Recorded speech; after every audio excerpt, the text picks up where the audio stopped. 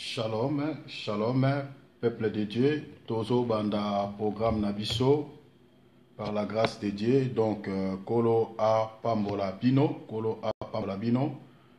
Donc, Kalate Tozo banda. Kalate Tozo banda programme Nabiso par la grâce de Dieu. Donc, Tozo Alana parce que Tozo banda programme Nabiso. Kalate, cher enfant de Dieu.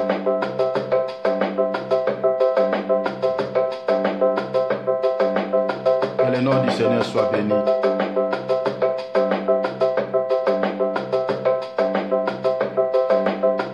Jésus soit béni. Alléluia.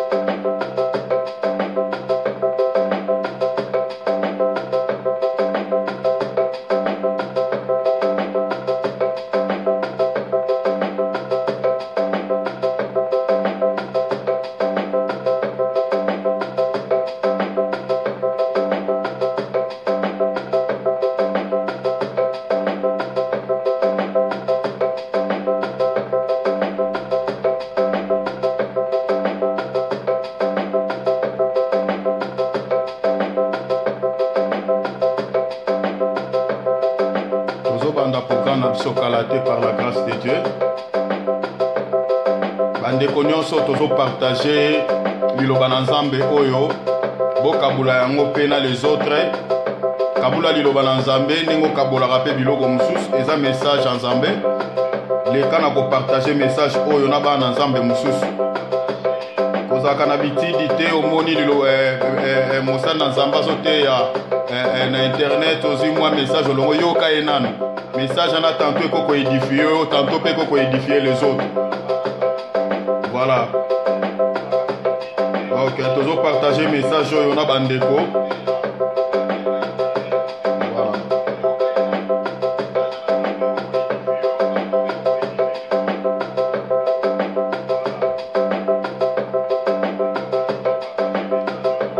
Yo pe kabola message on a bandeko mususu ce que comme Elio partager avec les autres. Meka Coca-Cola avec les autres.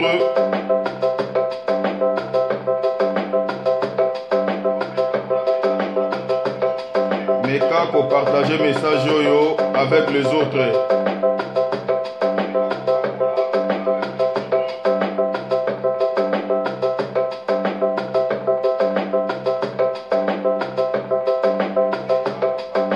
Opé sa biso juste 2 minutes. Tozo banda.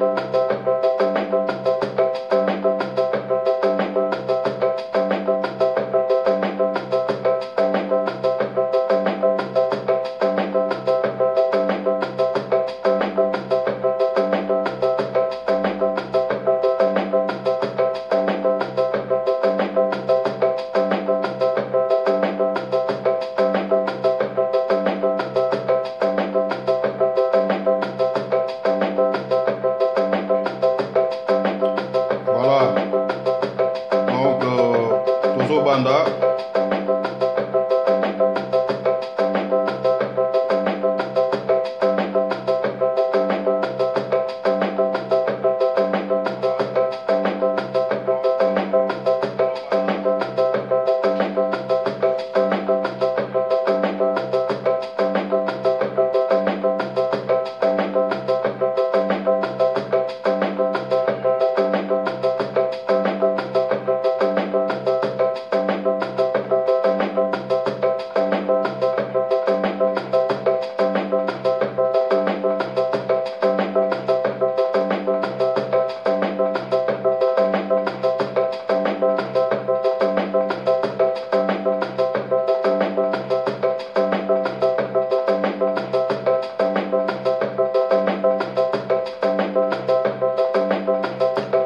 Donc, toujours banda. Gloire à Dieu. Les gens qui juste photo meka pour partager mouké Liloba Nzambe avec ma bien-aimé Oyo Bako Kolanda Biso en direct. Donc, to meka un peu ko kabla moi parole de Dieu. Na bangonde to partager amour na ba page ya bande ko mususu parce que Bible lobby faut que Liloba Oyo kende jusqu'aux extrémités de la terre. Donc, so moi na partager le message Oyo kolongolate. Ceux qui ont Hollandais permettent même bateau à côté de la page na yo balanda. Ça na motema malamu wana, et ça pour la gloire à notre Seigneur Jésus-Christ. Et ça pour nkembo mutute. Donc tika bande comme suba yo Liloba Nzambe parce que tozolo belabuma que toi na tango ya suka. Voilà tolito banda programme na biso.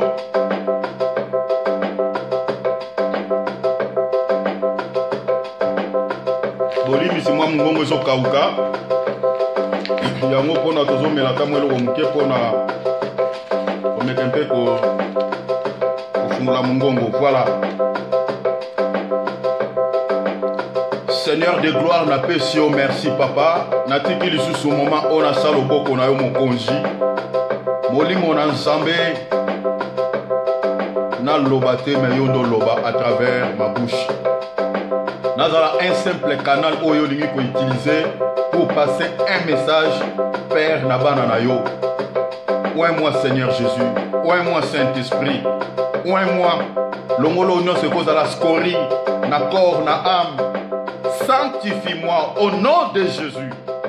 Tika message en Zambé, édifiez-moi Nanayo Moko, édifiez Seigneur, Moko ya mobalito ya mwasi, Union Sakoyo Kanga, apambola à travers ces messages, message elongola na ténèbres et même à la lumière au nom de Jésus. La télémélie force Seigneur soit du mal.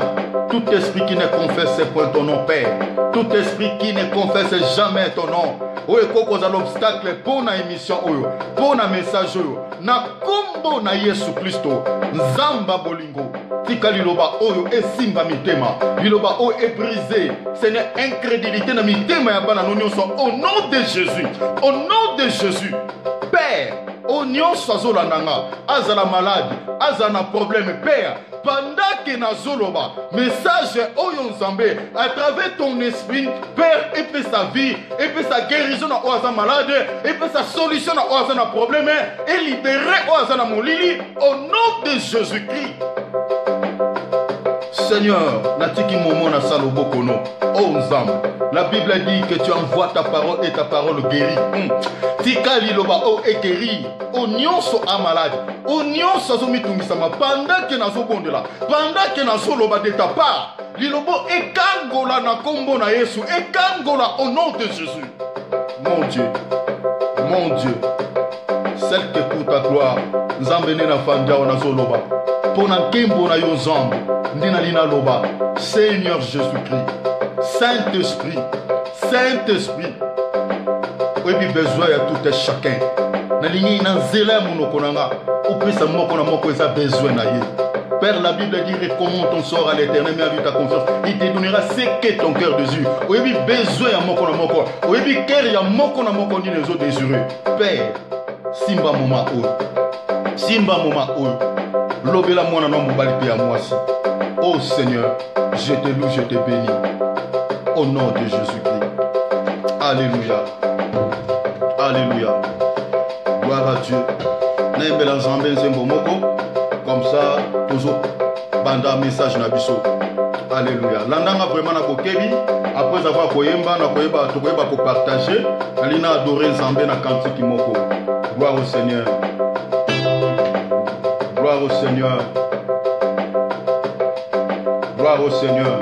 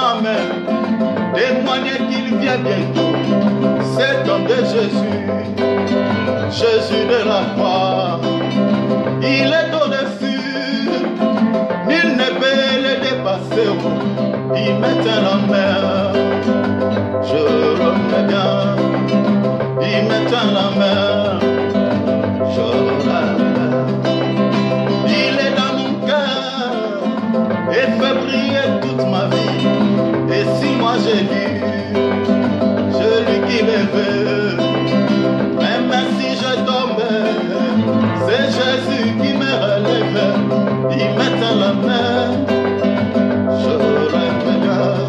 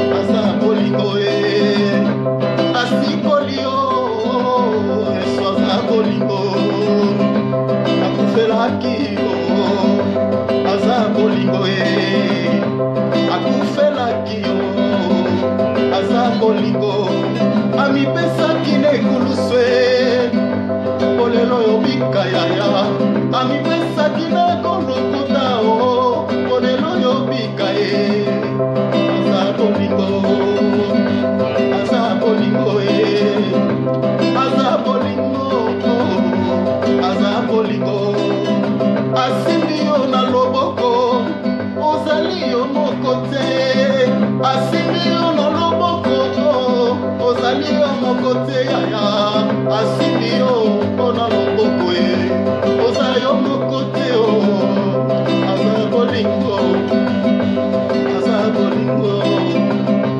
aza elongo na yo aza elongo na yo ata oza nombeto hopitale aza elongo na yo ata ozali na boloko aza elongo na yo ata ozali na kati ya pasi aza elongo na yo yesu azali na yo aza elongo na yo aza elongo na yo aza elongo asimbinga na loboko nabiki akangolinga na pasi nabiki apesinga esengo nayoki kimia aza bolingo aza bolingo aza bolingo aza bolingo aza bolingo aza bolingo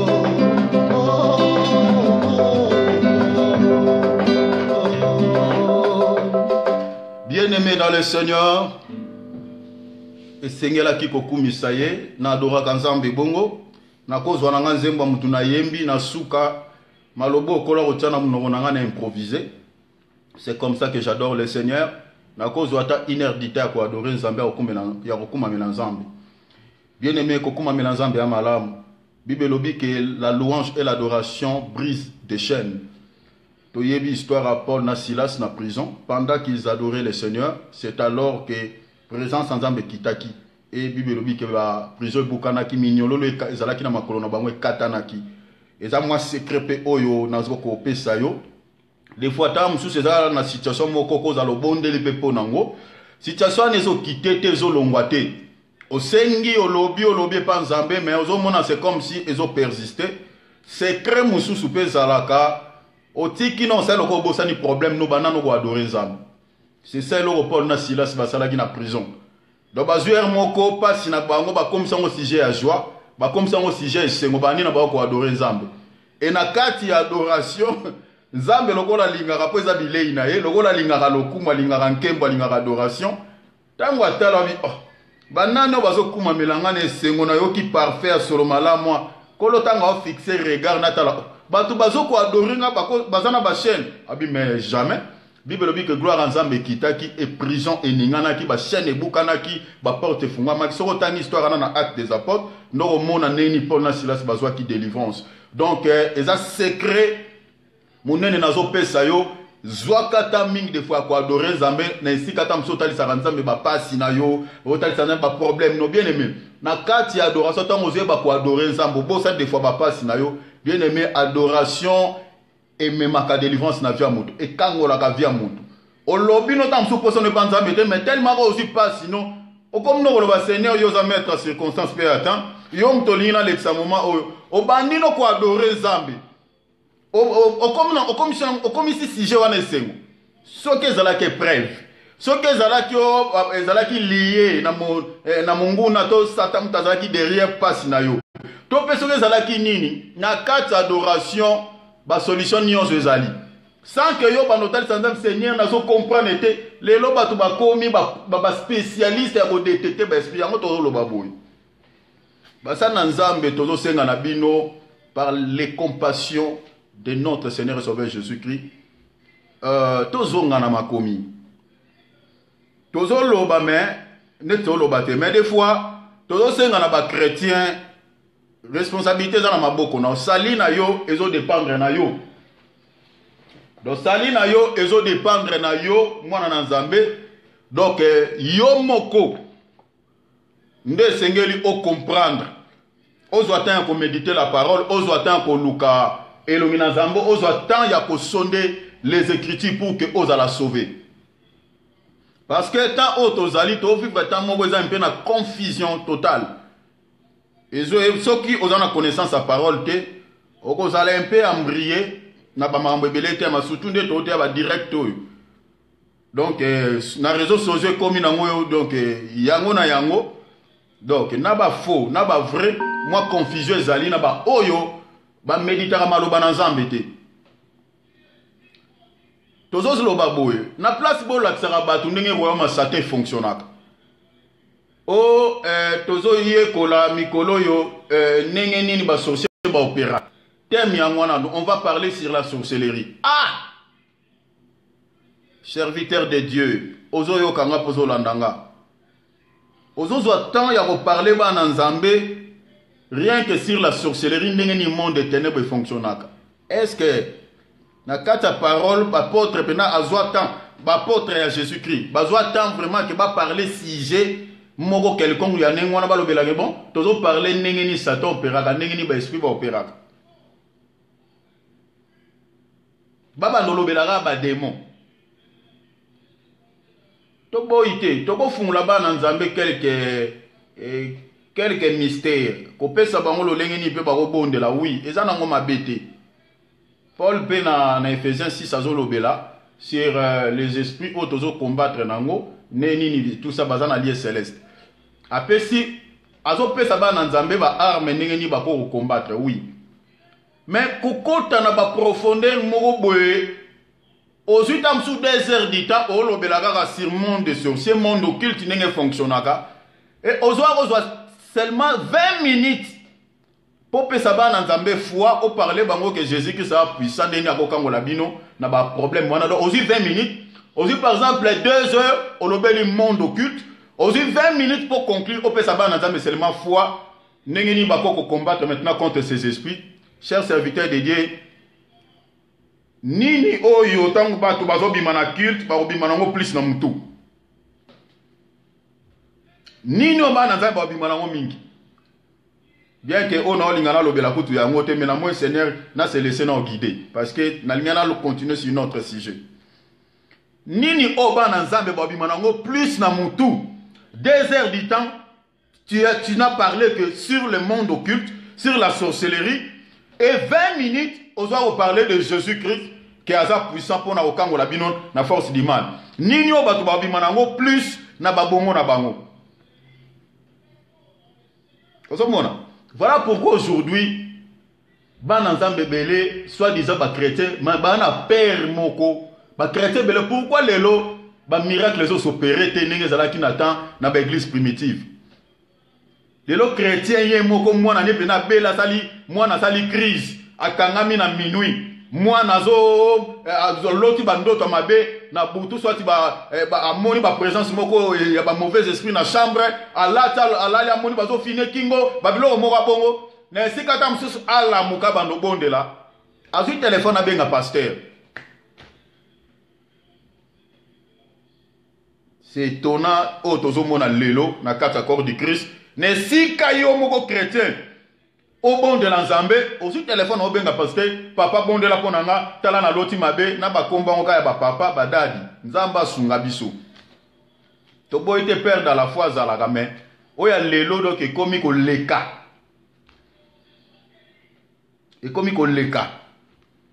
dadi déjà a kutu nazo komba moi salité moko loba ma moi trop. Père spirituel dans la Bible est à la raté. Ah non, homme de Dieu, c'est mon père spirituel. Père spirituel est à la raté, écrit. À ta verset, il est à la raté. Père spirituel est à la raté. Tous à père dans la foi. Papa n'a qu'à t'abondima. Mais à mon lit, tous à la papa moko. Bisonionso, et à les hommes de Dieu, et à la fidèle, tous à la papa moko, et à la Yesu Masia. Papa n'a pas mon lit moyewan. Mais quant à la foi, on a péché au foi, on a mis en quatre évangiles, on a l'action malobanazami, balobara père dans la foi. Paul a zolo bayango, sur le livre à Timothée, tant a benga Timothée, moi a parlé mon fils dans la foi. Quant à la foi, mon fils en foi, en la foi. Ce n'est pas père spirituel, non, père dans la foi. Voilà. Donc, ils ont dit que moi et l'autre, ils ont même dans serviteur de Dieu, père spirituel, les a raté. Ils ont raté. Papa, mon lit, mon absolu, tout ça, père spirituel, c'est Dieu. Yende mutaboti biso quant à l'esprit, selon Jean chapitre 1 verset 12. Bible dit à tous ceux qui l'ont reçu, à ceux qui croient en son nom, il les a donné le pouvoir de devenir enfants de Dieu. Moni. Et Bible dit tous ceux qui sont conduits par l'esprit sont fils de Dieu. Moni. Oh, Dieu est esprit. Donc, tu comprendre que biso peut to zaba na nzambe na moni modo papa na biso la esprit. Selon Jean chapitre 4 verset 23, Bible dit Dieu est esprit. Donc papa na biso molimo ya molimo, papa na biso molimo, ezaka nzambe. Mena musuni be papa molimo azala raté. Soko lobaga yango banda le longola yango tika. Azala raté. Tozalaka na papa ya kondima. Ndenge Paul azobisa Timothée na boto na kata kondima. Yango wana nde to wana na Bible. Voilà. Donc bana nzambe au lieu ozwatan lelo ba serviteur de Dieu belé au lieu ozwatan ko expliquer bana nzambe royaume nzambe fonctionnaka ndenge nini. Message eko matisa foi. Message eko pesa kondima. Bozotalisa nzambe ndenge nini na travailler na ba ange na ye. Ndenge nini nzambe a opérer kana vie na biso ba chrétien. Ko matisa mo bana nzambe foi wana. Ko pesa ba chrétien kondima wana. Que notre Dieu est puissant. Bible solo ba petits enfants. Ne savez-vous pas que celui qui est en vous est plus grand que celui qui est dans ce monde? Donc on l'accabatu bana nzambe. Na otozani aza plus grand que celui qui est. C'est ça le message à foi. Mais nous avons ça. Keba, c'est comme moni boye. Keba, yango moni, bazo teke la binona ba jus. Parce que tellement cotis opère. Déjà wa, zamba sunga, ba chrétien. Moi écoute au lobata, msuno ba serviteur de Dieu msou ezate parce que beaucoup sont déjà dans l'égarement. Beaucoup na zo sabino franchement, eza parogate na loba on a combat eshumasia. Beaucoup des hommes de Dieu. Moussouba simi na ba pe qui cité a continuer pe bonganga te parce que ba koti bonganga sont vraiment les faux. Mais oyo azo penser peut-être à Yesu mais azadi ana carrément. Deti moussou na moni na komela ke pe message par rapport ya ba des autres tours tozo ezo sala malelo mais na moni asandeti mwa mukie na nini poto ba mi na Facebook asandeta ki mwa mukie makam na lobby par rapport ya ba année 2018. Eza mawa omoni soki de choses en esprit égarement soki nzamba salo gracité okozonga te Hébreu 6 ezolobango Bible lobeza pasi na mutu o akute ba don spirituel applique l'évangile sans malama bokonzi na likolo ke lelo apengwa bungi azongela su bonzambe za pasi boye yango moni ebele atato lobi ndenge nini et comme il a nzamba sala ba grâce pour bazonga. Parce que tout ce que tu as là-bas, tu as beauté, tu as beauté. Surtout les Français, ils ont bien aimé, tu as là-bas.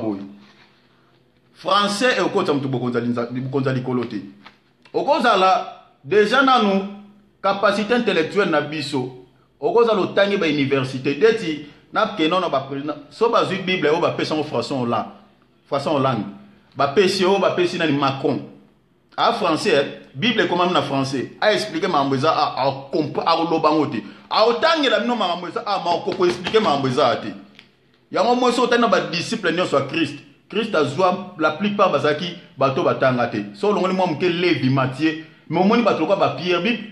Tant que ba loba ko bato ba loba, mais bato baza sans instruction batanga te. Mais makambo bazo loba, ils ont dépassé notre intelligence. Bible soko lobo expliquant on a français oroté habité yango moi na ba internet et belé ba okanisa ke rhétorique moi ninyoyo donc c'est baba na confusion na mutu donc ba expliquer makamanza menenga tani na classe ya moni bitoto eza trop bazo te habité ya te poto surtout moko to ane ba ami awa na Facebook nzamba sunga mozo landa mutema pasi donc biso ba oso nzamba peso o diriger mukilo même 1 minute. Aussi les sabatons nkola récupérer bi sangai mutema ngana na ngoyo za na ngote parce que ba serviteur de Dieu so ba zo bi go longo le esprit no katina bango donc muta ote yo sentir vraiment que a ote na mayela musuni biloko aloba na Bible ça te chrétien c'est nazo senga nazo bonde la bino bande konangai bo so atanga kotanga Bible. Ce qui est bien, c'est que vérifier na boza lokwa ba chrétien bérit. Acte chapitre 17.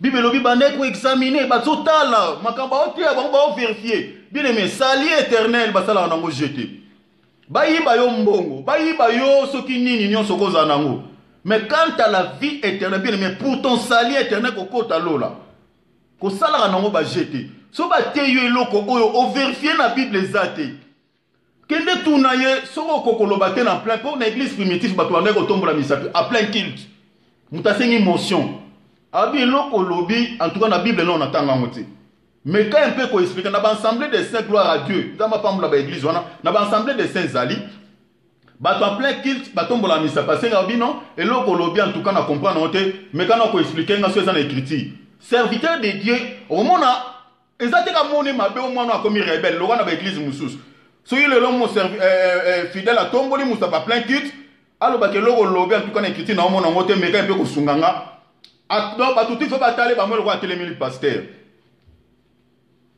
Dès que tu as dans le bas, ceux qui n'ont pas le comme même dans le bas, comment? Quand tu même n'a pas comment? Ceux qui ont exaté dans ma commune, n'a commis qui dit ça. Mutazaka likola maloba na nzamba zate. Na loba en tout cas limisa parce que na loba que loko est faux.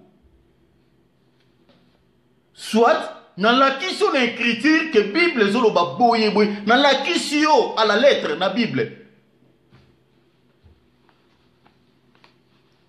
Mais tala donc surtout ba o mingi to na ba ba mi na ebité nzamba sunga na tiki bon peka ba mi.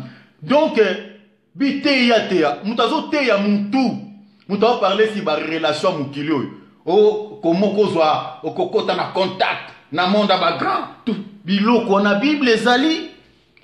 Si comme on soit commis à côté na cours des grands, à commis à côté na classe moko boy, il y a ba grand tout ça, ba grand wana soit disant ba occultiste, ba to ba tangi mingi ba na ba 5 diplômes, ba na mbongo mingi, ba ngonde ba grand.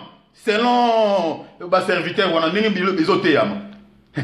Bible lobi Jean-Baptiste azalaki na poil de chameau. Abane ko lata elamba ya poil de chameau, abane ko se nourrir na ba sauterelle. Mais Bible lobi na batu nyonso oyo babotama na basi ezaki na oyo azalaki munene te koleka Jean-Baptiste moni pa nzambe donc batu ba mona ba sacrificateur nde balatra bato ndenge lelo batu mususu biloko na tum comme suto kolobela on ba tennis sacerdoto bato belé bazolataka aye moi talit asupe moi do matina mutu aye moi nini sombi donc banzambala wana batu balata batu bakasi bonzambe yango wana. Tout ça qu'on impressionné. Bazu yango wapi, soit déjà Aaron Zamba Saïla qui est tenu. Kasi bon respecter, bon appelé Nino, au tepe bavette awa, aux 12 pierres, il y a peuple juif au tiers awa. Comme ça, tu retournes mituna, na bavette au latin, il y a 12 pierres, awa, non, là, tabon. Na tiers, na ebe, ezakina combo. To tourne mituna parce que, ebe lamba wana, o awa banego lata, et lamba wana, bana ope sa moutou msoute. Ceux qui sacrificateurs à roi Koufi, bazu ba pesi mwana, ezali ka même elamba. Tanga na iso do mona moto. Ezali te ke ba olukela mamso bazu ka même elamba. Sacrificateur ana tiki ba pesa mwana na ye. O wana pesa ka Koufi o azo remplacer ye wana olata même elamba. Ozo mona, do soto ke wana to respecter ma lettre.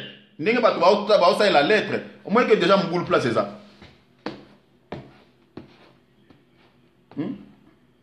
Ena makambe belé otoko lobela menzamba sunga. Ba mafuto bazo salaka ba osopela ba tuna muntu soit déjà consécration. Nzamba sa la grâce. Ba mafuto ba kalingela ba mikate a bonde pona ngwe komi huile d'onction. Huile d'onction ya ngwana. Tanga na Bible mona huile d'onction za ki composition ya combien de plantes. Tanga Bible mona huile wana ndenge ni ba composa kyango. Parce que yo sombo bazo teka na ba supermarché na biso awa. Obosani ke oui donc so oyo baba o enaki mutu po ba consacrer na Bible ezalaki composition nini. Zamba sa la grâce. Zamba sa la grâce. Ya tozolo babo cher enfant de Dieu. Ba serviteur de Dieu belé bana égarément ana on lobela yo mtozo kanga. Zwa temps ya kotanga Bible. Soki bazote ya yo zala lo wa ba chrétien béré.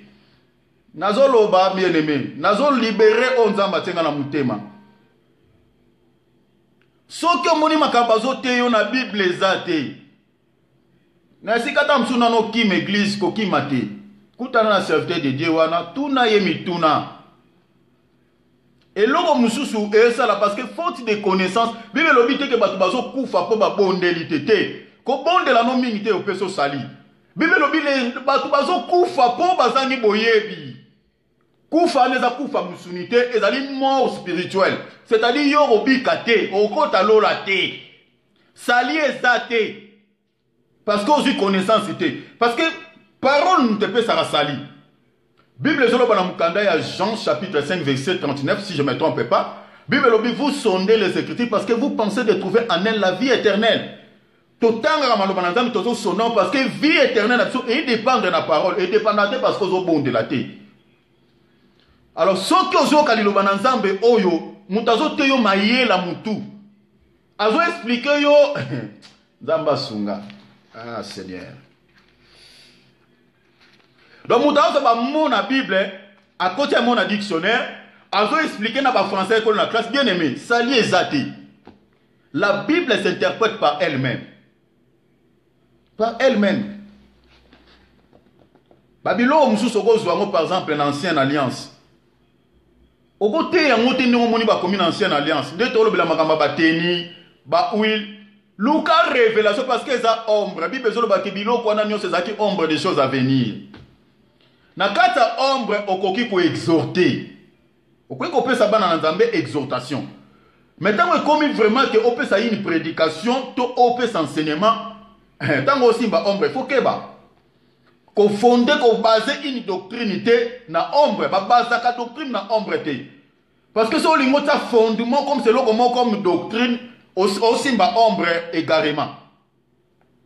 Dans la ombre toko exauté, dès que vous verrez de nouveau la différence entre les justes et les méchants. Ah, au quoi exauté mon Bible, il faut différence entre les païens et les sauveurs. Dans quatre exhortations qu'on peut s'écrire voilà. Au quoi ça va dans un toko ko kapena ba paka noté par rapport à cette écriture. Donc, au quoi simba ombre quelques critiques dans cadre d'exhortation. Mais ce que comme il est au basé, au placé fondement. Et comme il est ici, on peut ça un enseignement. Tant aussi ombre, il faut nous révélation ya ombre wana. Par exemple, nous parler si adopter cet enseignement sur Adam, na Ève neni ba shitaki. Au moins on a l'obéli sur la vision d'Ève qui séduite. Na si on a cadre d'exhortation, na si on a cadre d'enseignement, on a cadre yani, na si on a cadre d'exhortation. Tant on ba Bible ba que la femme vit, na si on a sens wana. Et puis, na aussi mbaga kunate na okene pe na réalité. Osomona. Maintenant, yo aussi mbango opesa un enseignement to comme ça doctrine, nenge lelo dim. Nenge comme toute une doctrine o ezote ya malelo. Ba verset na mo ezala rawa. Et en ancienne alliance, to pende to ba ancien testament. Ba tuloka ba mona e komami na Malachi 3:10. E ba bite photo futi ça. Moni. Ko bunga ya ngwane carrément. Carrément. Sans pour autant pas comprendre pourquoi dim na ombre ba lobelango na Nouveau Testament ba lobela dim au moins ba parler dim yanet, ba parler dim akimen, ba parler dim tout ça trois sortes ba dim. Siko oser bater ba kimen zanini. Pourquoi ba lobela dim yanet, ba biloko na to zalaki mbongo to ba plante. Allez aussi anet na kimen au komisango yara na moro au komisango mbongo. Ba msupe ba sala bilanga yebi sai Nzamba sunga. Nzamba sunga. Nzamba sunga. Nzamba sunga.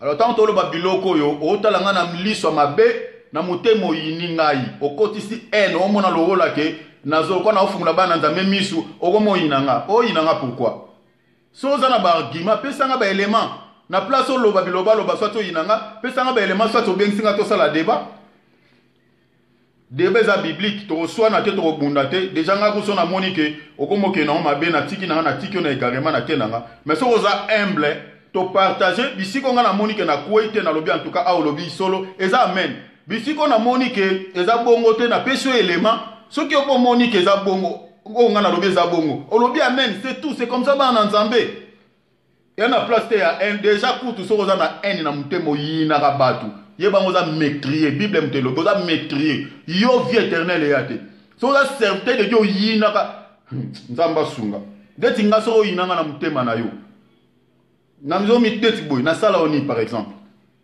pourquoi na lo babiloko qu'est-ce que moi je te fais du mal pour non établir la vérité.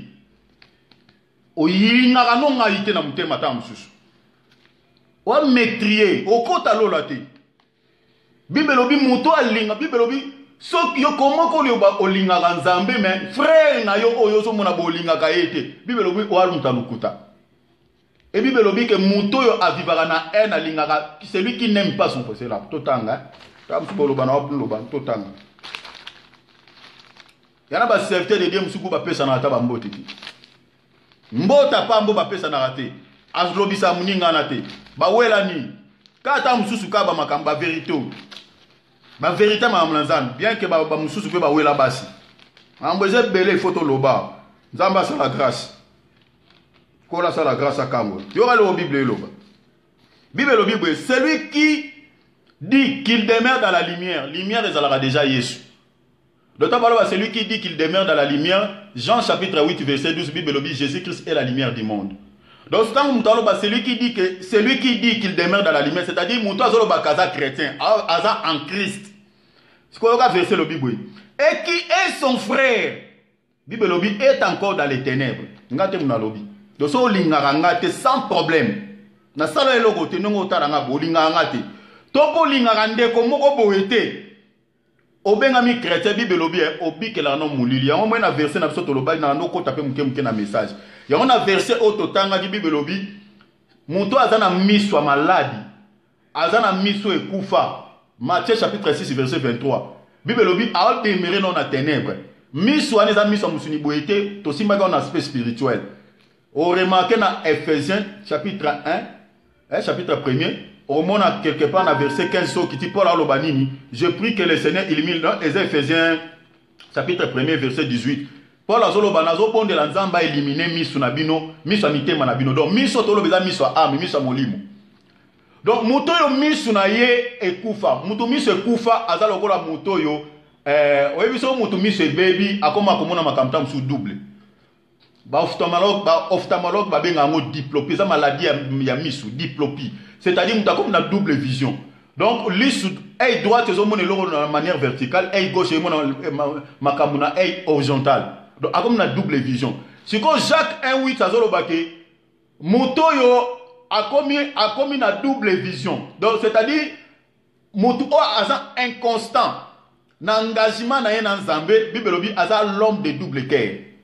Donc, mouton est inconstant. Na kata bonzambe à l'homme de double cœur. Or, Bible ni ne peut servir 2 mètres à la fois. Double de cœur, c'est-à-dire ça tantôt na bonzambe, tantôt na moki. Donc, tantôt à cause na haine, tantôt à cause la bolingo. Sauf que vous avez na haine, Bible au viva quand on a des ténèbres. Donc, là, mouton il y a double de cœur. Donc, ça tantôt na lumière, tantôt na ténèbres. Or, ça tient une zamba pour sanzayo. Ou mais ça na ko yina haine. Surtout loko na betata moi c'est tard. N'a pas créé. Ah Seigneur, oh mon Dieu, sauve-nous Seigneur. Miséricorde. Seigneur. Haine. Chrétien sozo talanga. Oyina kabal. Olobi sakandeko moko to kanisa ennemi. Oyina mutu mona mutema noza no yebi. Okokota lola te. Bibelobi metrier kati na moto ayina ka. Zana si sano écriture boto tanga. Bibelobi verset 11 yoka. 1 Jean chapitre 2, verset 11. Maintenant, c'est verset 11. Bible dit, mais celui qui est son frère est dans les ténèbres. Il marche dans les ténèbres et il ne sait où il va parce que les ténèbres ont aveuglé ses yeux. Donc, mon mis se couvre, ont aveuglé ses yeux. Donc, mis se n'est aveugle, c'est-à-dire les yeux malades. Au monde, dimanche, dans Matthieu chapitre 6, verset 23, Bible dit, mais celui qui a des yeux malades, c'est-à-dire il demeure dans l'obscurité, dans les ténèbres. Donc, mouton a vivre na haine, Bible lobi, aza aveugle, mis mouli les ipi misune. Omoni, mais dimanche tout est nango. Donc, yo non nous na haine, au vivre na haine, oza mouta double vision, c'est-à-dire misune koufa, il faut luka koli, oza lokoye église à Laodicée, oza Laodicée. Il faut luka parole nzambe sukula misuna yo. Puis Psalm 119 verset 9, maloba nzambe nemte sukula misu. Miso na oloba awa ko sima na miso a musunité pour na lobela kango, mais on a oloba, c'est-à-dire que le Seigneur illumine les yeux de ton cœur, n'est pas oloba. Selon Ephésiens chapitre 1 verset 18. De okangorama. Olunga na kata en. oyinaka bato pour koza mécrier on a vie éternelle te so vivra na haine on a vie éternelle te oza nango te atoko koloba bien aimé oza nango te Bible mtelobi ngai te Bible mtelobi quand tu vis dans la haine tu n'aimes pas ton frère tu n'aimes pas ton prochain oyina est important so oyina moninga wana poka asoma mwelamba kitoko asomi mwa mutuka ou bien pour nzamba pambolie soit tu peux azwi mwa libala soit tu peux zambe apambolie kana mwelo komo mutema no evimbi pona nini pourquoi zo kapasi na lipambola muninga oyini ye pona nini nazo tuno mto sotala ngai po yo mto omona nganga pe na omona na molimo na tunyo oviva na haine pourquoi oyina muninga no pourquoi oyebi te ke bato haine kati na bango vie éternelle ezalaka te sozana na motema na wana molili au nom de Jésus-Christ oviva na molili Bible mtelobi ngate nazui 1 Jean chapitre 3 yokelo o Bible lobi tanga verset 15 yobe tanga kuna quiconque est son frère est un meurtrier donc muto ayinaka na muto abomine nenge ba occidentaux bazo pesaka kanambe minduki abomaka ba congolais na pengle mweloko nenge kanambe azui ba minduki azoboma ba congolais Joseph Kabila entre guillemets Joseph Kabila po ezaka vrai nom na été omoni nenga boma ba congolais aussi ça ba congolais na boma monde vandi kimi va kangi monoko yo congoloso landanga lukaka pe partager partager ka ba malobo tala mende bisika zo bo lo kute ko na suka via comme loba ya moso e comme tanga c'est grave lukuta tellement leki et sili siko via comme loba mbangu pour intimider journaliste ils ont marché pété ata okoko sabatu mais conscience no okoko sangote David aboma soda ne pas alaki roi akanisa ki mutasuki si ordre likolo na ye ezaki na légiste juge ya boma mutu moko mais na vie na nzamba boma batu misak azwa basi na ye ndenge ya récupérer mosa muninga nzamba azwa basi na ye soki 10 wana apesa ka mwana na ya saka na bango nzamba azwe ko bakoti sango na famille na ye entre bana na bana moni justice nzambe eza terrible soko zo landa nga yo mende yeba yango ozo sala lelo ba congolais oko payer prix yubi no gouvernement na nos boko payer prix bo bebisi ba via ba te belé ba congolais belé lelo niveau ba eti des ana C à cause na bino vous allez payer Jésus-Christ il est le juste vous jugera même si quant à la cherté même dans le monde de l'au-delà toko kutana parce que pauvre Lazare na l'homme riche ba monanaki omoni na monde oteme na monde wana ba kutanaki amonaki nzamba o juger bino c'est-à-dire soko yinaka yona bato yo donc na gouvernement oyo Joseph Kabila soi-disant Joseph Kabila na gouvernement wana ba mende tout wana nenge bazoboma ba congolais yo pe oyo yinaka mutu yona bango bo ndenge moko Bible lobi mutu azo yina a métrier yoka siko Bible lobi boy métrier balobini et vous savez aucun métrier n'a la vie éternelle demeurant en lui moni donc mutu abomaka ana vedeti ba Joseph Kabila ba mende wana nde bazana li felo ya sûr à moins que ba se repentir ba senga pardon pas nzambe pe ba senga pardon publiquement na peuple congolais parce que pardon il fait que bongo faut pas réparer ko ba nzambe pe na peuple o bango ba nyokoli ba souffrir ba bebsi ba vie na bango ndengwana donc mécrier ana vite katinae ça les a donc soza chrétien o mesana ko yina ko kanisa binemi o yinaka wa mécrier vie éternelle les a donc tozolo baboy tanga ka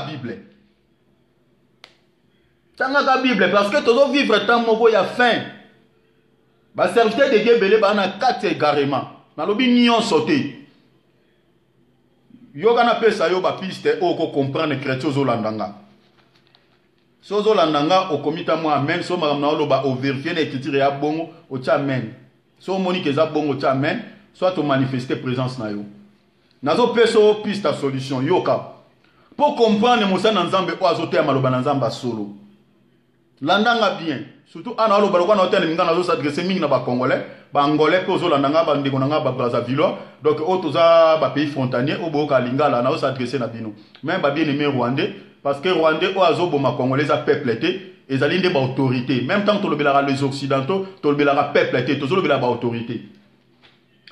Donc landanga malam, nazoloba boye pour comprendre un vrai serviteur de Dieu. O azote ya maloba na nzamba solo, abengama na nzambe. Aza serviteur de Dieu, o azote ya bino sanctification. Azote ya bino crainte en nzambe. Azote ya bino neni yesu akufa na ekulusu, azote ya message à croix pour yo zwa sali. Azote ya repentance. Azote ya retour à Christ. Azote ya sabana nzambe ba prophétie biblique parce que mususu pe akokolobela ba prophétie te pa yebi yangote. Moni, mususu so pese 70 semaines à Daniel, ne ezalaki partage au 69 isilaki, afungula no 69 wana, eleka na tani po mingi pe balobela yangote. Parce que mingi basimba kaka une semaine. Jwa 69 wana ekabwana ndeni. Mususu pa kokate. Moni, pona ma la classe okofungula ngote, okokate. Moni. Donc il faut nzamba peso kapa pour ministère ya capacité ba yantikité o na kena otanga yantikité ministère ezali capacité surnaturelle nzamba pia ngo mutu Pierre atanga awa Pierre un pécheur le rôle à Pierre classe ni Pierre atanga mais tala biloko Pierre aloba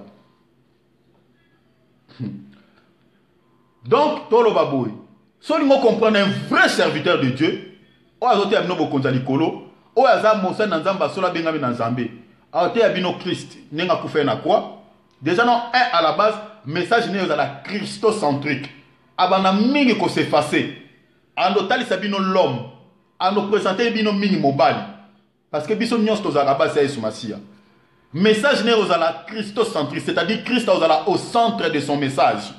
Ça c'est le premier élément.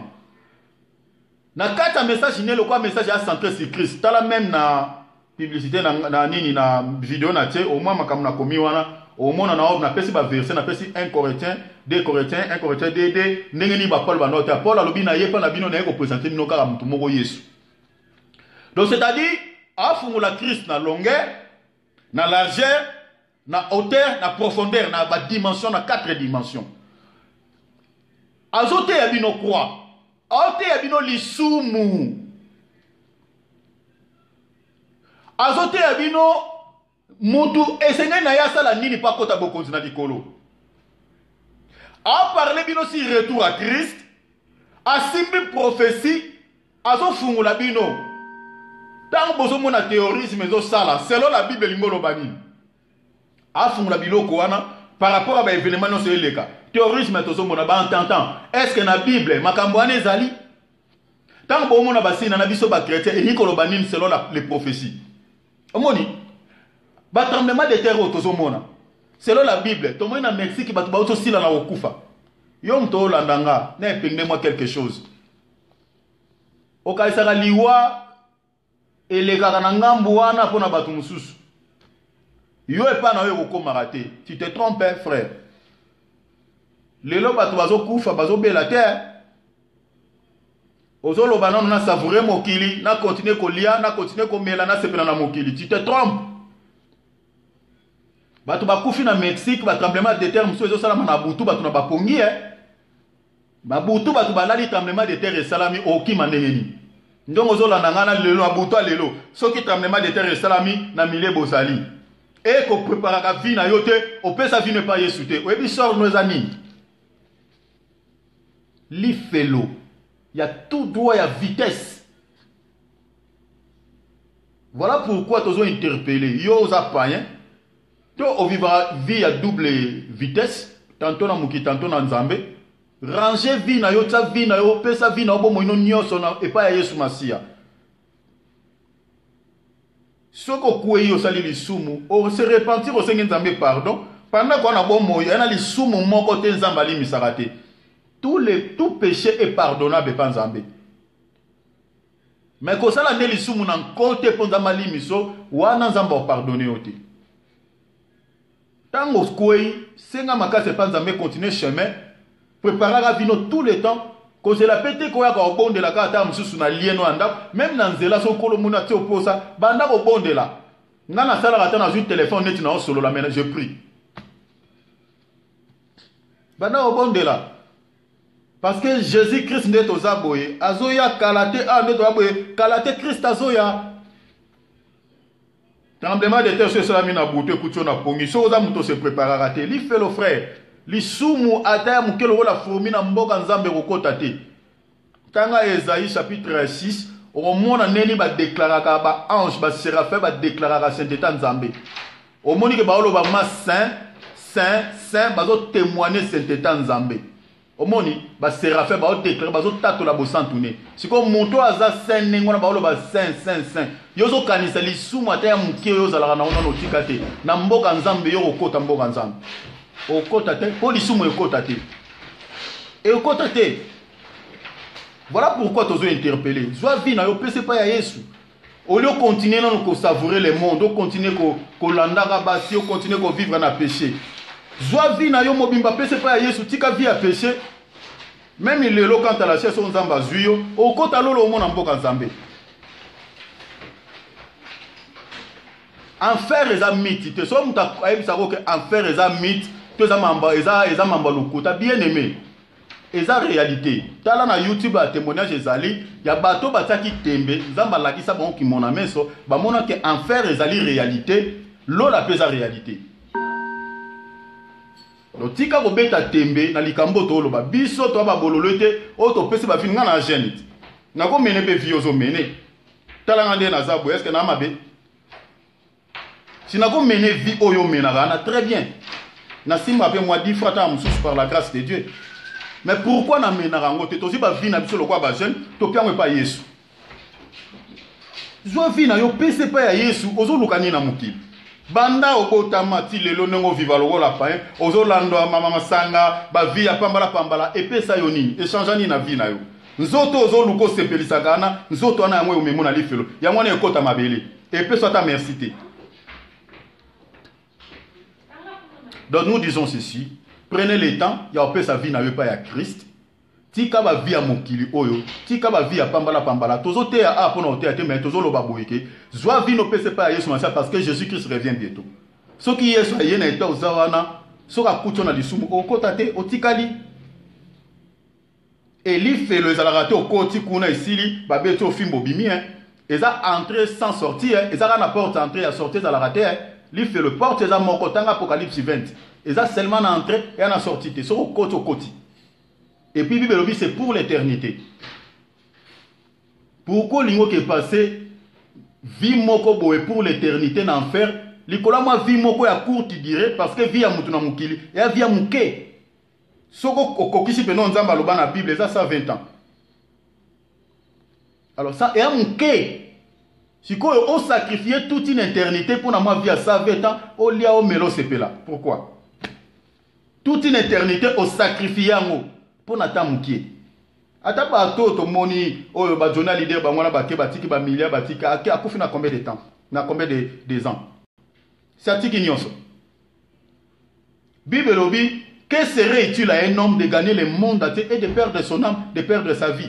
Li tombe zani, ozwa mukili, ozwa nyonso mukili, o perdre vie na yo. Salaire na mwezani.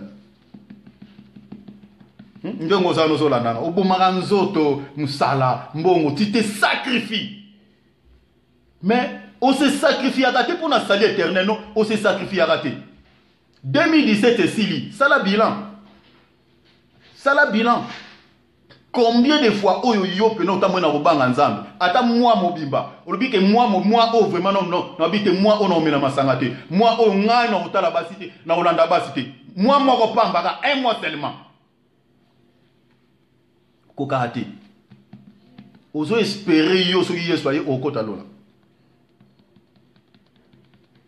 ozo mona mwata muke ya vika ko nzamba pesi yo nzamba yebi mukolo okufa nzamba yebi soka obe pesa yo data opesa yo siko article lota on se prépare pour sa vie ne pas ozo lingate pourquoi nini yango ezo lango so nini yango esala ozo saboter Christ o saboter Christ likola masanga o saboter Christ likola makangu mobe mwana mora mwasi o saboter Christ likola mobali moko boye o saboter le Seigneur Jésus-Christ o ya mi pesa qui a 2000 ans de cela na croix pour yo soit vie éternelle o saboter o négliger o saboter liloba na nzambe o saboter même alobo biso tote awa o zapeta mususu mais o bungate Mutazo bika na mukilo pour l'éternité azate quant à la chair. Tozo sala on nzamba lobito sala, tozo partager liloba. Ce qui liloba oyo senti que Dieu est si kana mutema na recevoir ango pesa vinu pa ya Christ. Ezate ko ke soit so musana nzambe mo aza pembeni. Okuta na ye lobi non alina pesa vinu nge pa Yesu. A relaction neni okoko bondela.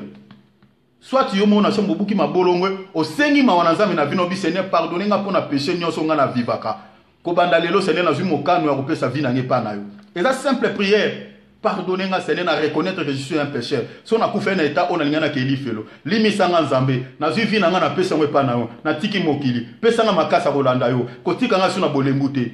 Na yambio lokola kolpe mobix na bomo inanga. Ozi mokano na, oluki Bible. Osombi Bible soit au télécharger na téléphone, coûte comme na simple. Ata osomba Bible mukandate même na téléphone oko cha Bible. Okomi kotanga ozi vi na on mettre en ordre selon la parole de Dieu. Ozana saliso yeso yo kotilo là. Donc voilà. Et le quoi donc ceux qui au niveau reconnaître un vrai serviteur de Dieu n'a pas si signe c'est-à-dire à présenter bino quoi, c'est-à-dire Christ a au centre de son message, c'est-à-dire il a s'effacer parce que tant que serviteur, c'est-à-dire moi na mosala serviteur donc mosali et ça il est la biso er moko Seigneur asunga serviteur de Dieu a se placer na place il y a roi bandimi boso se placer na place à basali donc le lolo to vivre ya ngwana azokota moi tapis rouge ba memele moi bible tout ça OK mosali yi soki to lobito ke bina na ordre monto ya ko memela ba tu bible et un des serviteurs parce que yonde mto mosali ba engagé pour nourrir ba twana yondo pesa bango bile au servir bango. Donc bato bako tamla na batapi rouge ba serviteur bako tamla nango lelo na bazo vivre vie moko boye moi l'ixir pesa ga lisumu boye bité tanga bible. Romains chapitre 12 verset 13. Si je ne me trompe pas les versets. Mais en Romains. L'ixir est péché. L'ixir bato ba vivre nango lelo. Mosali.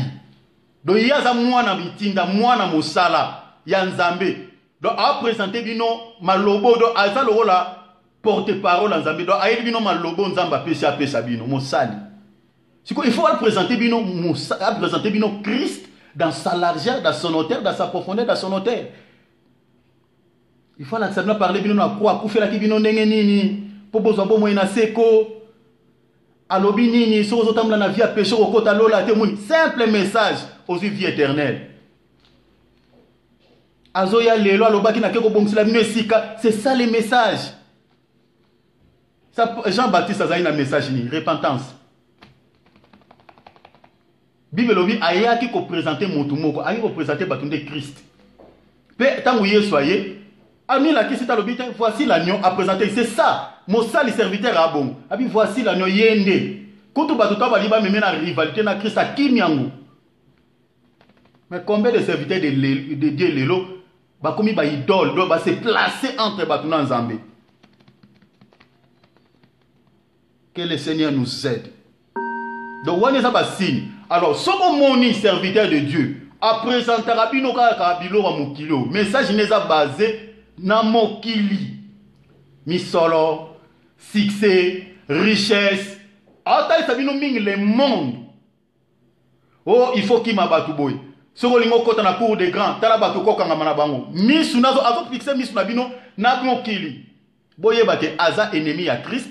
Et aza ennemi à quoi ya Christ mosalo yesu asala ki ne kulusu pona bisoto bika yaza ennemi nango zela na pe se critique tam su bolo banazo inventé tozui Philippiens nazo suka nazo suka na passage oyo pona ke mulaité Philippiens chapitre 3 landanga bien vérifier makam nazo loba Philippiens chapitre 3 verset 18 yo kelo Bible lobi. Car il en est plusieurs qui marchent en ennemi de la croix de Christ. Oyoki verset. Balobi, il en est plusieurs. Balobi pété. Balobi petit nombre. Balobi plusieurs. Donc, au même Nathan Toza, nombre de faux serviteurs basés belé que les cas vrai. Parce que vrai bazala la mingité. Même si on dans l'Ancien Testament, au moins on a faux bazala belé 450 prophètes à bal Elira et Mogomoni. Le nombre de faux même na Bible banda kala bazaka kake belé talata ya Jean-Baptiste yemoko talaba scribe ba pharisien ba tout belé na sima na bango Jean-Baptiste yemo Christ pa ye omoni talaba sacrificateur bango na batelemi. Le nombre ba faux bazaka na bango ebelé. Matthieu 24 pe Christ a lobby plusieurs s'élèveront plusieurs. Babi plusieurs marchent en ennemi de la croix de Christ. Yoga verset continue. Et ce qui va noter. Balobi, je vous en ai souvent parlé et je parle maintenant en pleurant. À ce temps-là, déjà Paul a lela. Abina lobela kibino et nazo loba lelo na maya misu. Nenga na lobao. Nazo lela na mutema. Sauf que aux hommes spirituels, ont senti que je dégage, n'a dégagé ce sentiment moi de tristesse. Parce que ça n'a pas si. Parce que les chrétiens pour l'île n'ont pas la Bible. Si vous voyez que vous distinguez, ou est vrai ou est faux. Vous voyez que vous discernez le message au bataille biso, les évangiles pires, les évangiles, ils ont la base que ma commune en Zambie. Paul a zolé là. Yokelo galobi na verset 19. Abi, l'air fait sera la perdition. C'est-à-dire, bato ba ennemi à quoi ya Christ. Bokonzali koleza pour na bangote, souka na sa perdition, c'est-à-dire enfer. Yokalobi boy. Abi, ils ont pour Dieu leur ventre. Osomona, ba terre a mis pour na libumu. Hein? Parce que vina biso bato, ils ont résumé quand ils l'ont mongolia, c'est tout. De motivation na bango et a mingi ba nourrir ba vie na bango ba zala bien. De baote à Christ na motif ou eza impire. Yoka alobi boy. Ils mettent leur gloire dans ce qui fait leur honte. Ils ne pensent qu'aux choses de la terre. Est-ce que nous avons dit? Le babi que makanisi na bango tout et la kaka aux choses de la terre, c'est-à-dire richesse, succès, yoboe, c'est-à-dire ba pensa kaka na biloko mokili oyo. Le bataille ya kabatu kaka mate ya mokilo. Donc si vous êtes en face d'un pasteur, d'un serviteur de Dieu, au message n'est pas basé sur les choses de la terre. Asa ennemi à quoi ya Christ. Nate mon lobby, c'est la Bible. Natangi. Nalobi boy. Philippiens chapitre 3 verset 18-19. Donc où ils ont pointé regard nabino ming na les matériels, na les mativi. Nabilo kamukili oh ennemi de la croix de Christ. C'est la Bible. C'est par là où on comprend que mais moto banda on a ôté à biso, kotali sa biso kaka. N'engeni deti moko na la mine internet. Donc ah Seigneur, oh mon Dieu. Nganzambe so apesi nga na diriger mukilo une minute. Kolo récupérer nga pouvoir wana mbala moko. Parce que na ko exterminer mbala moko, na longo la souffle na batu na ba ebele, na ba non ba serviteur. Ba pain pour na aussi ba monter pour ba na kata ignorance. Donc mutatili mina cher azo parler mutu kalibosa sombaka vidéo wana na publier ngo na za nango déjà. Aote ya mitu ka oya somba atambula na ba aote ya mitu ao parler si mitu quoi o atambula nango. Quelle abomination na cher. Batu ba epo ba ye ba vie oyo zu biloko oyo zu na mokilo oyo gagner. Bible lobito lukano liboso ni. Si bo konza likolote eloko nini o biso na munoko na biso basa na nzambe photo te ya batu. Nini o photo lobela liboso si royaume de ciel. Na munoko non chrétien lo liboso il faut pensaka. Olalo la muki est-ce que so yeso ele longa na okota lola. Premièrement c'est ça. Avant de penser makamususu etika na mukilo. Et lo liboso photo ba c'est le royaume. Alors ce moment ni Moussa na nzamba nengwa. Azote ya bino mingi richesse. Azote ya bino mingi maman. Azote ya bino mingi ane oyo. Thème oyo za principal ya ane mobimba. A parler kaka nengeni okobima na pauvreté pour comme riche. Quant à l'esprit, mais quant à la chair, ma soeur, mon frère, on a salle d'attente. Ce qui est soyez, au côté de l'olati. Parce que Moutouana a un ennemi à quoi il y a Christ, et Aobi Kabibelobi sort na sa perdition, et Aobi n'a pas entraîné béné la perdition. Donc voilà l'autre encore qu'on peut savoir en résumé. Pour comprendre Babiloko Nyon, son nom, c'est nos chrétiens, charge à Maboko Nayo. Au royaume de la Moukolano, que Christ, on a battu à Kingangote. Christ a olobano ozaki na Bible, pourquoi ozaki ta ko méditer ti. Sali na ozaki na maboko no moko. Bible lobi na Jean 5 na pesi verset Jean 5 verset 39. Bible lobi vous sondez les écritures parce que vous pensez de trouver dans la vie éternelle. Il faut tanga maloba na nzambe lokwa ba chrétien béré. On méditera parce que vie éternelle na yo eza na maloba oyo zo méditer. Et na maloba na munoko pasteur. Voilà mon keto zaï nango pona okabola kola pambola yo soki kola sali biso ngolu Nalingana lobela sur thème, mais na zui tante mais na laisser les ça guidé par l'esprit de Dieu. Na me ka pesa mo mkie ba piste wana. Vraiment que le Seigneur vous bénisse. Ceux qui collent la zonité, soit pendant la semaine, donc on va partager pour nos bien-aimés français. Donc si Dieu nous fait grâce, nous allons pouvoir partager encore la parole de Dieu au courant de la semaine avec vous.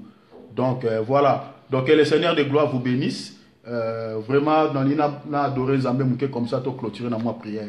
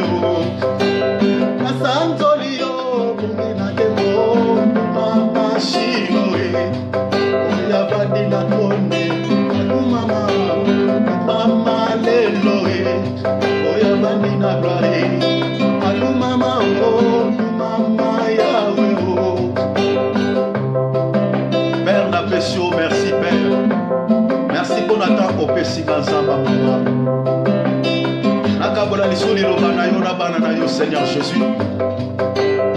Père, tika liloba oyo esimba mitema mokonzi. Liloba oyo emema mona nomoko na repentance. Liloba oyo ezala pole Seigneur elongona na molili. Emema na pole Au début, Mélobie dans Colossiens 1:12. Au transportaki biso des royaumes des ténèbres au royaume de la lumière, Seigneur. Tika, Seigneur, que ce message. Et ça a un marteau et brisé incrédulité dans mon thème à Moukoko. Père, Natiki Lobo na maboko na yo Zambé. Bambola onyo salanda kinga Seigneur. Seigneur, Bambola onyo salanda Père. Bambola ndeko mwasi mpe mobali kwa yo kililoba oyo. Lilobo ezala vie na bombo ya mwana no moko mobali pe ya mwasi. Au nom de Jésus. Au nom de Jésus. Au nom de Jésus. Nazotelemela tout esprit d'incrédulité, tout esprit de doute, tout esprit oignon son zambi et confessa ka kombonote. Na vie à moi na no moko mobali pe ya mwasi au nom de Jésus.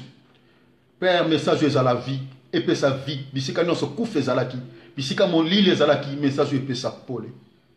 Au nom du Seigneur Jésus. Au nom du Seigneur Jésus.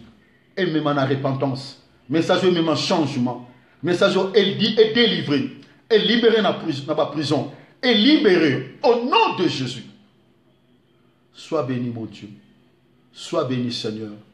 Sois béni Père. Na pambolio. Batela ngona pesa kililobo. Sunga ngai. Ngamu na pengwate. Na tambola toujours na trace abantoma. Bombanga na loboko no au nom de Jésus. Batela libota na ngabande konanga nyos na kombo na Yesu. Biki saba obaza maladi. Na ba hôpital nyos alanda ki ngaza maladi. Père, maintenant, loboko no ezali kolona ye abika au nom puissant de Jésus-Christ. Au nom puissant de Jésus-Christ. Oazobi que la trouble na mariage, Père, Père, kimia na yo ekota na libala wana na kombo na Yesu. Oignon son zambi. Azana problème, yondo piaka solution. Venez à moi, vous tous qui êtes fatigués, chargés, je vous donnerai du repos. Paix sa solution, paix sa kimia, dans les noms puissants du Seigneur Jésus. Merci Seigneur Jésus-Christ. Que le Seigneur de gloire vous bénisse. Si le Seigneur ne revient pas, nous allons se retrouver à la prochaine tranche de notre partage. Que Dieu vous bénisse. Ciao.